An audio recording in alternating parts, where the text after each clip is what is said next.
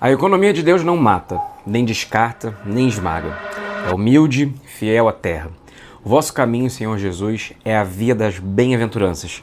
Não destrói, mas cultiva, repara e guarda. Essas são algumas palavras do Papa Francisco, que faleceu nesse dia 21 de abril. O Papa Francisco talvez foi a figura mais próxima que a Igreja Católica teve nos últimos anos de uma figura que fosse próxima dos ensinamentos de Cristo. E tanto dentro quanto fora da Igreja Católica, ele foi muito criticado pela sua postura relacionada à justiça social, muitas das vezes sendo chamado de comunista ou socialista. Nessa exortação apostólica que ele fez lá em 2013, que eu citei no começo do vídeo, ele fala sobre o modo que a gente produz dentro desse sistema, que é um sistema econômico global, que é baseado na idolatria pelo dinheiro e na exclusão principalmente de figuras marginalizadas. Só que assim, não acha que ele está inovando, que ele está sendo Pedro Álvares Cabral do Evangelho?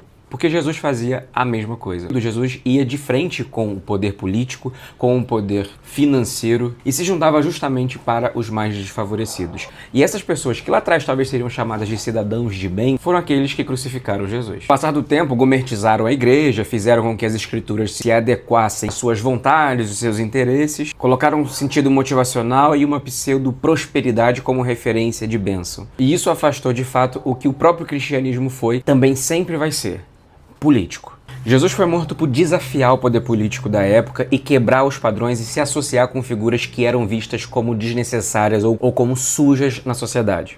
Em diversos momentos que o Papa Francisco falava que o planeta estava acabando por causa da ganância do ser humano, muitas pessoas o chamavam de ambientalista de esquerda, sendo que hoje a gente colhe amargamente os frutos da crise climática. Falava sobre minorias, sobre ajudar os mais desfavorecidos, criticava os modelos de exclusão social dentro das sociedades. Ele era visto como alguém que estava querendo transformar a igreja num braço socialista. Então não tem como ser cristão e ser indiferente à fome, à pobreza, à desigualdade, às diversas camadas de opressão que existem dentro da nossa sociedade e principalmente à falta de amor pelo próximo. Embora eu não seja católico, a história do Papa Francisco sempre me trouxe atenção porque ele justamente incomodou uma parte extremamente conservadora, tanto da igreja como também da política e da economia como um todo.